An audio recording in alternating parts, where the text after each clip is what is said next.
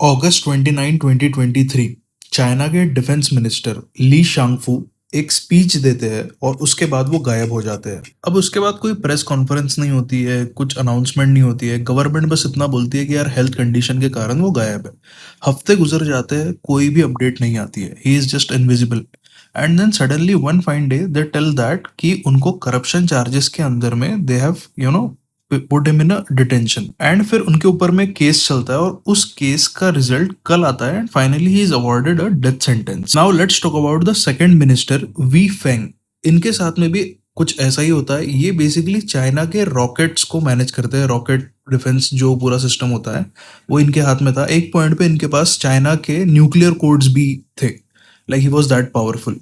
And इनके साथ भी वही चीज, सेम करप्शन चार्जेस के ऊपर में इनको भी डेथ सेंटेंस सुनाया गया। Now see guys, the death sentence in China is a bit different. It gets commuted to life imprisonment after 2 years. So if you see the China's leader Xi Jinping, he played a very clever move यहाँ पे।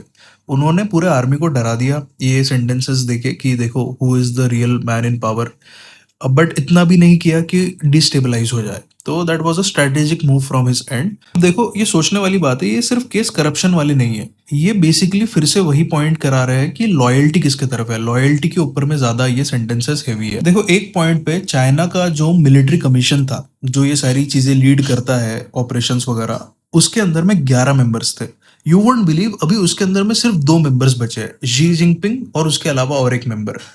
तो what does this tell you? That वो centralisation of power बहुत ज्यादा deep लेके जा रहा है। One man having utmost control of everything. तो अब खुद सोच के देखो इंडिया के परस्पेक्टिव से, क्या ऐसी मिलिट्री जहां पे सिर्फ एक दो लोगों का राज चल रहा हो, ये क्या सही में उतनी एक्सपर्टीज के साथ उतनी इफेक्टिव हो पाएगी? मुझे तो नहीं लगता। बहुत सारे एनालिस्ट का भी यही कहना है कि इतने सारे एक्सपीरियंस मिलिट्री कमांडर्स को हटाने के बाद में पीएलए आर्मी की जो रेडीनेस है आर्मी की, उसके ऊपर में काफी इफेक्ट भी पड़ रहा है। तो एंड में only thing that I can think of is like Xi Jinping actually controlled his army, that is true. But is that army really capable और is it just a fearful army?